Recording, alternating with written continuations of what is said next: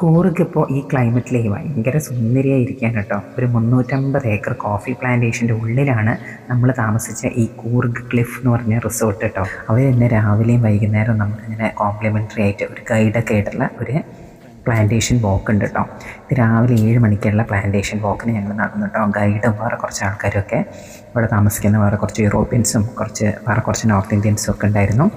ഈ മതിലൊക്കെ അവരുടെ ആ ഫ്രണ്ടിൻ്റെ കണ്ടിന്യൂഷനായിട്ട് കുറേ ഭംഗിയുള്ള പ്രതിമകളും ഒക്കെ ഇടയിൽ വെച്ചിട്ടാണ് മതിലൊക്കെ ഉണ്ടാക്കിയിരിക്കുന്നത് കേട്ടോ. ഇങ്ങനെ കുറേ ബാംബൂസ് കാണാം, നിറയെ ഇങ്ങനെ ബാംബൂ ഗാർഡനായിട്ട് ഇങ്ങനെ വളർത്തിയിട്ടുണ്ട്. സൈഡിൽ നോക്കി നമുക്ക് പ്ലേ ഏരിയയും സിപ്പ് ലൈനും ഒക്കെ ഉണ്ട് കേട്ടോ. അവിടെ സിപ്പ് ലൈനൊക്കെ ഇങ്ങനെ കാണാം നമുക്ക്.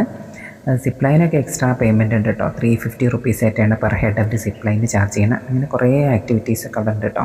ഫുള്ള് ഒരു കാട്ടിൻ്റെ ഉള്ളിൽ നിൽക്കുന്നൊരു പ്രതീതിയാണ്. നല്ല കിളികളുടെയും മരങ്ങളുടെ കാറ്റിൻ്റെയും ഒക്കെ ശബ്ദം ഇങ്ങനെ കേൾക്കട്ടോ. ഈ ചെടി ഇവർ പറഞ്ഞ ഒരുപാട് വെള്ളം ഹോൾഡ് ചെയ്യുന്ന ഒരു ചെടിയാണ്. ചുറ്റുമുള്ള മരങ്ങൾക്കൊക്കെ തന്നെ ഏത് ഡ്രൈ സീസൺ വന്നാലും വെള്ളം കൊടുക്കാൻ പറ്റും ഈ മരത്തിനാന്ന് പറഞ്ഞാൽ. അങ്ങനെ കുറേ കാണാത്ത വെറൈറ്റി ആയിട്ടുള്ള കുറേ മരങ്ങളൊക്കെ കണ്ടു. ഒരുപാട് ബാംബൂസ് ഉണ്ട്. ബാംബൂസ് രണ്ട് സൈഡിലും ഇങ്ങനെ ഫുള്ള് വളർന്ന് നിൽക്കുകയാണ് കേട്ടോ.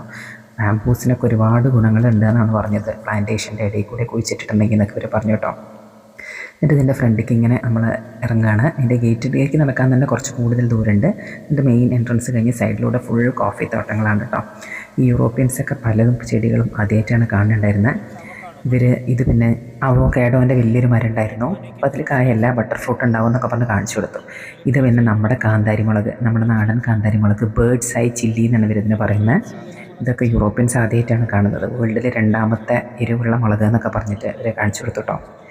ബേർഡ്സ് ഐ ചില്ലി എന്ന് അത്രയും നമ്മളെ കാന്താരി മുളകിന് പറഞ്ഞാൽ ഇങ്ങനൊരു പേരുണ്ടെന്ന് ഞാൻ ആദ്യമായിട്ട് അറിയുന്നത്. ഇത് പിന്നെ ചെറി ടൊമാറ്റോസ്, നമ്മളെ സാലഡിലൊക്കെ ഇടുന്ന ചെറി ടൊമാറ്റോസ് ഒക്കെ കായ്ച്ച് നിൽക്കുന്നുണ്ട്. അങ്ങനെ നമ്മളിതിൻ്റെ എൻട്രൻസിലെത്തിയിട്ടോ.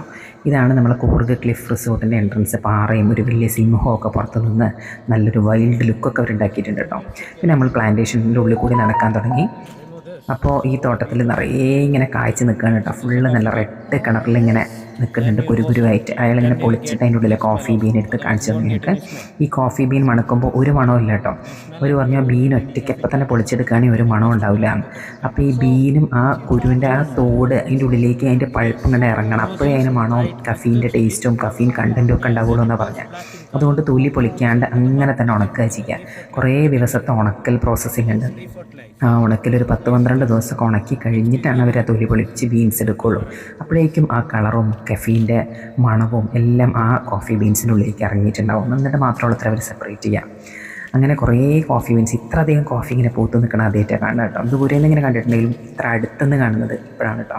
നമുക്ക് നിറയെ ഇങ്ങനെ മണത്ത് നോക്കുമ്പോൾ ബീൻ പൊളിച്ച് കഴിഞ്ഞാൽ ഒരു മണമല്ല, പക്ഷെ തൊലിയോടുകൂടി നമ്മളിങ്ങനെ ഞെരടി നോക്കിയാൽ ചെറിയൊരു കോഫിയുടെ മണമൊക്കെ ഉണ്ട്. ഉണങ്ങി കഴിയുമ്പോഴാണ് കംപ്ലീറ്റ് മണമൊക്കെ വരുള്ളൂ. കുറേ സ്ഥലങ്ങളിൽ ഇങ്ങനെ ഉണക്കാനിട്ടുണ്ട്. അപ്പോൾ ഉണങ്ങിയ കുരു എടുത്ത് നോക്കിയാൽ നമുക്ക് നല്ല ഫ്രഷ് കോഫിയുടെ സ്മെല്ല് കിട്ടും കേട്ടോ. അങ്ങനെ കുറേ ഏക്കർ കണക്കിന് സ്ഥലമാണ് ആ കോഫി പ്ലാന്റേഷൻസിൻ്റെ ഇടയിൽ കൂടെ കുറേ ദൂരം ഞങ്ങളയാൾ കൊണ്ടുപോയി കേട്ടോ. ഇങ്ങനെ അടിയിൽ കൂടിയൊക്കെ കുറേ വന്യജീവികളൊക്കെ ഇടയ്ക്ക് ആന വരെ വരാറുണ്ടെന്ന് അവർ പറഞ്ഞു കേട്ടോ. കുറേ സ്ഥലങ്ങളിലൊക്കെ ഫെൻസിങ്ങൊക്കെ ഇതിൻ്റെ ഔട്ടർ ബോർഡറിലൊക്കെ ചെയ്തിട്ടുണ്ടെങ്കിലും ചില സൈഡിലൊക്കെ ഫെൻസിങ്ങൊക്കെ പൊട്ടിയിട്ടേ കുറേ ആനകളും ഇടക്കിടക്ക് ഓരോ മൃഗങ്ങളും, പുലി വരെ പണ്ടുണ്ടായിട്ടുണ്ട്. കോബ്രയൊക്കെ ചില കാലത്ത് സ്ഥിരം ഉണ്ടാവില്ലെന്നൊക്കെയാണ് പറഞ്ഞത്. അങ്ങനെ കുറേ എൻ്റെ ഇടയിൽ കൂടെ കുറേ പച്ചക്കറികളും ഉണ്ട്. ലേഡീസ് ഫിംഗറും ലിച്ചിയുടെ മരമൊക്കെ കാണിച്ചു തന്നു. അപ്പോഴേക്കും നമ്മൾ ഈ കോഫി ഉണക്കുന്ന സ്ഥലം എത്തിയിട്ടോ. ഇത് കോഫി ആദ്യത്തെ 2-3 ദിവസം ഇടുന്ന സ്ഥലം അത്ര. ഇത് ഏകദേശം നല്ല റെഡും മഞ്ഞയും ഒക്കെ കളറായിട്ടുണ്ട്. അങ്ങനെ ഒരു 3 ദിവസം ഇങ്ങനെ വെയിലത്തിട്ടിട്ട് സൺ ഡ്രൈ ചെയ്യുന്നു. 3 ദിവസം കഴിയുമ്പോൾ കുറച്ചും കൂടി ഡാർക്ക് കളറാവും. അപ്പോൾ അവരത് സ്ഥലം മാറ്റിയിടും. അപ്പോൾ ഇങ്ങനെ ഡാർക്കായി കണ്ടോ. ഇതൊരു 7 ദിവസം 8 ദിവസമൊക്കെ ഉണക്കിയതാണ് അത്ര. അങ്ങനെ 10-12 ദിവസം അവർ ഈ സൺ ഡ്രൈ ചെയ്തു. പിന്നെ എന്തോ അലറേഷൻ എന്ന് പറയുന്ന പ്രോസസ്സ്, അങ്ങനെ കുറേ പ്രോസസ്സുകളിലൂടെയാണ് അവസാനം നമ്മളെ ശരിക്കുള്ള കോഫിയായി വരുന്നത്. ഇവിടെയൊക്കെ ഏറ്റവും അധികം കൃഷി ചെയ്യുന്നത് റോബസ്റ്റ എന്ന് പറഞ്ഞ ഒരു വെറൈറ്റി കോഫി അത്രേ. 2 വെറൈറ്റി കോഫിയാണ് മെയിൻലി ഉള്ളതെന്ന് അയാൾ പറഞ്ഞത്. ഇത് പിന്നെ സൺഡേ മൺഡേ എന്ന് പറയുന്ന ഒരു ചെടി, പെർഫ്യൂംസ് ഒക്കെ ഉണ്ടാകാൻ യൂസ് ചെയ്യുന്നതാണ്. വയലറ്റും വെള്ളയും മിക്സഡ് കളർ, 3 ദിവസം 3 കളറായിരിക്കുന്നവർ പറഞ്ഞത്. ഇതാണ് പിന്നെ ഓറഞ്ച് കേട്ടോ. കുറേ വലിയ ഓറഞ്ച് മരങ്ങളുണ്ട് കേട്ടോ. ഇതാണ് നാഗ്പൂർ ഓറഞ്ച് എന്നാണ് പറഞ്ഞത്. പച്ച കളറിലാണ്, കാണുന്നില്ല ഇങ്ങനെ പച്ച കളറിൽ തന്നെയുള്ള ഒരു ലെമണിൻ്റെ സൈസുള്ള ഓറഞ്ചുകളാണ്. പക്ഷേ അതിൻ്റെ ഉള്ളിൽ നല്ല ഓറഞ്ച് കളറായിരിക്കും. പുറം എപ്പോഴും ഗ്രീനായിട്ട് നിൽക്കും. അത്യാവശ്യം സ്വീറ്റുമാണെന്ന് അയാൾ പറഞ്ഞത്. ഇതാണ് കോഫി പൂത്ത് നിൽക്കുന്ന പൂക്കൾ കേട്ടോ, കായ ഉണ്ടാവാത്ത കോഫിയുടെ പൂക്കൾ. ജാസ്മിൻ ഫ്ലവറിൻ്റെ സ്മെല്ലാന്ന് പറഞ്ഞിട്ട് ഞങ്ങളെ കൊണ്ടൊക്കെ മണപ്പിച്ചു. ശരിക്കും നല്ലൊരു സ്മെല്ലുണ്ട്. കറക്റ്റ് മുല്ലയുടെ ഒന്നും അല്ലെങ്കിലും ഒരു നല്ല പെർഫ്യൂമിൻ്റെ ഒരു സ്മെല്ലാണ്. കോഫികൾ അധികവും റോബസ്റ്റ വെറൈറ്റിയാണ് അത്ര ഈ കൂർഗിലൊക്കെ ഉള്ളത്. ഇയാളെ ഞങ്ങൾക്ക് ഇങ്ങനെ എക്സ്പ്ലെയിൻ ചെയ്തു തന്നു. വേൾഡ് വൈഡ് ആയിട്ട് 2 ടൈപ്പാണ് കോഫി ഉള്ളത്. നമ്പർ 1 കോഫി എന്ന് പറഞ്ഞാൽ കോഫി അറാബിക്ക എന്ന് പറഞ്ഞൊരു കോഫി അത്രേ. അതിൽ കഫീൻ കണ്ടൻറ്റൊക്കെ കുറവാണ്. മെയിൻലി അമേരിക്കയിലേക്കൊക്കെ എക്സ്പോർട്ട് ചെയ്യുന്നത് ഈ കോഫി അറാബിക്കയാണ്, കുറച്ചും കൂടി കോസ്റ്റ്ലിയാണ്. പിന്നെ ഏറ്റവും അധികം വളരുന്നത് ഈ കൂർഗിലൊക്കെ വളരുന്നത് കോഫി റോബസ്റ്റ എന്ന് പറഞ്ഞൊരു വെറൈറ്റി അത്ര. അതിൽ കുറച്ചും കൂടി കഫീൻ കണ്ടൻറ്റ് കൂടുതലാണ്. ഇത് പിന്നെ നമ്മുടെ ഏലക്കായയുടെ ചെടി കാണിച്ചു കൊടുത്തോട്ടോ എല്ലാവർക്കും ഞങ്ങൾക്ക് കാണിച്ചു തന്നു. അതിൻ്റെ ബേസിൽ ആ വേരുകളിലാണല്ലോ ഏലക്കായ നിറയെ ഉണ്ടാവുക. ഒക്ടോബർ നവംബർ മാസങ്ങളിൽ അതൊക്കെ പറിച്ചു കഴിഞ്ഞു എന്നാണ് പറഞ്ഞത്. പിന്നെ അവിടെ കുറേ പൈനാപ്പിളിൻ്റെ ചെടികളുണ്ടായിരുന്നു. കുറേ കുട്ടി കുട്ടി പൈനാപ്പിൾ ഇങ്ങനെ ഉണ്ടായിട്ടുണ്ട് കണ്ടോ, നല്ല ചെറിയ ചെറിയ പൈനാപ്പിൾസ് ഉണ്ടായിട്ടുണ്ട്.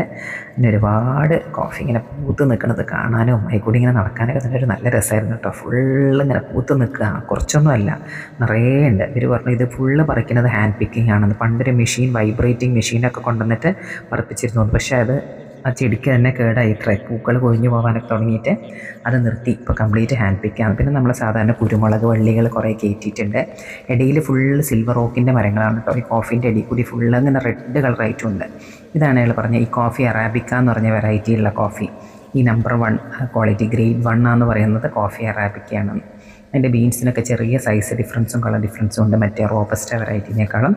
പിന്നെ നമ്മുടെ പാഷൻ ഫ്രൂട്ടിൻ്റെ വള്ളികൾ നിറയെ പാഷൻ ഫ്രൂട്ടൊക്കെ ഇങ്ങനെ ഉണ്ടായി നിൽക്കുന്നുണ്ട്. നല്ല അടിപൊളി വ്യൂ ആണ് കേട്ടോ. സൈഡൊക്കെ ഇങ്ങനെ നോക്കുകയാണെങ്കിൽ മലയും ഒക്കെ ആയിട്ട് ഇങ്ങനെ നമ്മൾ പ്ലാന്റേഷൻ വിസിറ്റൊക്കെ കഴിഞ്ഞ് കുട്ടികളെയും കൂട്ടി സ്വിമ്മിംഗ് പൂളിൽ പോയി. സ്വിമ്മിംഗ് പൂൾ 2 സ്വിമ്മിംഗ് പൂളുണ്ട്. ഇത് ഇൻഫിനിറ്റി പൂളാണ് കേട്ടോ, റെസ്റ്റോറൻറ്റിൻ്റെ സൈഡിലായിട്ട്. നല്ല തണുത്ത വെള്ളമാണ്. അത് കാരണം വല്ലാണ്ട് അങ്ങോട്ട് ഇറങ്ങാൻ തോന്നൂല, ഇറങ്ങാനൊക്കെ ആദ്യം മടിയാണ്. പക്ഷെ ഭയങ്കര രസം. ഇറങ്ങി കഴിയുമ്പോൾ അങ്ങോട്ട് ഓക്കെയാവും. Heated പൂളൊന്നുമല്ല, normal പൂളാണ്. രാവിലെ ചെയ്തുകൊണ്ട് കുറച്ച് തണുപ്പൊക്കെ ഉണ്ട്. എന്നാലും ഊട്ടിയിലൊന്നും അത്ര തണുപ്പില്ല, അതുകൊണ്ട് കുഴപ്പമില്ല, ഇറങ്ങാനും നീന്താനൊക്കെ പറ്റും. നല്ല ഭയങ്കര വ്യൂ ആണ് കേട്ടോ. പൂളിൽ നിന്ന് സൈഡ് നോക്കുകയാണെങ്കിൽ ഒരു ഇൻഫിനിറ്റി പൂളാണ്. നീന്തലൊക്കെ കഴിഞ്ഞ് വന്ന ഒരു ടീയോ കോഫിയോ കഴിക്കണമെന്നുണ്ടെങ്കിൽ സൈഡിൽ തന്നെ ഒരു ടീ കൗണ്ടർ ഉണ്ട് കേട്ടോ. ഇങ്ങനെ ഒരു ചെറിയ തട്ടുകട സ്റ്റൈലിൽ ടീയും കോഫിയൊക്കെ കിട്ടുമവിടെ. നമ്മളൊരു കോഫി വാങ്ങി. ഏതായാലും കോഫി തോട്ടത്തിൽ കൂടെയൊക്കെ നടന്നതല്ലേ, ഒരു കാപ്പിത്തോട്ടത്തിൽ കൂടിയൊക്കെ നടന്ന സ്ഥിതിക്ക് നമ്മൾക്ക് നല്ല സ്ട്രോങ് ആയിട്ടൊരു കൂർക്ക് കാപ്പി കുടിക്കാമെന്ന് വിചാരിച്ചു. അങ്ങനെ കൂർക്ക് കോഫിയൊക്കെ നമ്മളെ സൈഡിലിരുന്ന് കഴിച്ചു കേട്ടോ. ആ വ്യൂസൊക്കെ കണ്ടുകൊണ്ട് ഒരു കിട്ടിലൻ വ്യൂസാണ്. ഇങ്ങനെ ഈ തട്ടുകട സ്റ്റൈലിൽ ഒരു പഴയ ചായക്കടയുടെ സ്റ്റൈലിലാണ് അവിടെയുള്ള ആ കോഫി ഷോപ്പ് ഇവരുണ്ടാക്കിയിരിക്കുന്നത്. കോഫി കൗണ്ടർ കേട്ടോ. പിന്നെ കുറേ പഴയ ഹിന്ദി സിനിമയുടെ പോസ്റ്ററും ഒക്കെ ഒട്ടിച്ചിട്ടുണ്ട്. വേണമെങ്കിൽ നമുക്ക് ഊഞ്ഞാലിയിലൊക്കെ ഇരുന്ന് ആടിക്കൊണ്ടും അവിടെ ഡൈനിങ് ടേബിൾസും കുറേ ചെയറൊക്കെ ഇട്ടിട്ടുണ്ട്. ഇവിടെ ഇരുന്ന് വേണമെങ്കിലും ഈ മോർണിംഗ് കോഫി കഴിക്കാം. അത്യാവശ്യം നല്ല ആംബിയൻസ് ഉള്ളൊരു സ്ഥലമാണ് കേട്ടോ. ഈ Coorg cliff resort Coorg plan ചെയ്യുന്നവർക്ക് കുഴപ്പമില്ലാത്ത ഒരു റിസോർട്ടാണ്. കുറേ കോമൺ ഏരിയാസ് ഉണ്ട്. കുട്ടികളായിട്ട് പോകുന്നവരാണെങ്കിൽ ഒരുപാട് പ്ലേ ഏരിയ ഉണ്ട് കേട്ടോ. ഈ പ്ലാന്റേഷൻസും ചെടികളും മരങ്ങളും ഒക്കെ ഇഷ്ടമുള്ളവർക്കാണെങ്കിൽ അതും അതെ, ഇഷ്ടംപോലെ ഏക്കർ കണക്കിന് തോട്ടങ്ങളാണ്. അതിൻ്റെ ഉള്ളിൽ കൂടിയൊക്കെ നടക്കാം. ഗോൾഡൻ ടെമ്പിളും അങ്ങനെ കൂർഗിലെ ബാക്കി സാധനങ്ങളിലൊക്കെ നമ്മൾ കുറച്ച് കഴിഞ്ഞിട്ട് പോകാൻ പോവുകയാണ്. അതൊക്കെ വേറൊരു വീഡിയോ ആയിട്ട് കാണിച്ചു തരാം കേട്ടോ. ഗോൾഡൻ ടെമ്പിൾ ഉണ്ട്, പിന്നെ ഒരു ബുദ്ധിസ്റ്റ് മൊണാസ്ട്രി ഉണ്ട്. അങ്ങനെ കുറേ കാര്യങ്ങൾ നമുക്ക് കൂർഗിൽ കാണാനുണ്ട്. അപ്പോൾ റിസോർട്ടൊക്കെ രാവിലെ ബ്രേക്ക്ഫാസ്റ്റും കൂടി കഴിഞ്ഞിട്ട് നമ്മൾ കറങ്ങാൻ ഇറങ്ങാൻ പോവുകയാണ്. അപ്പോൾ ശരി, വീഡിയോ എല്ലാവർക്കും ഇഷ്ടമായി തോന്നുന്നു. അപ്പോൾ ശരി, ബൈ.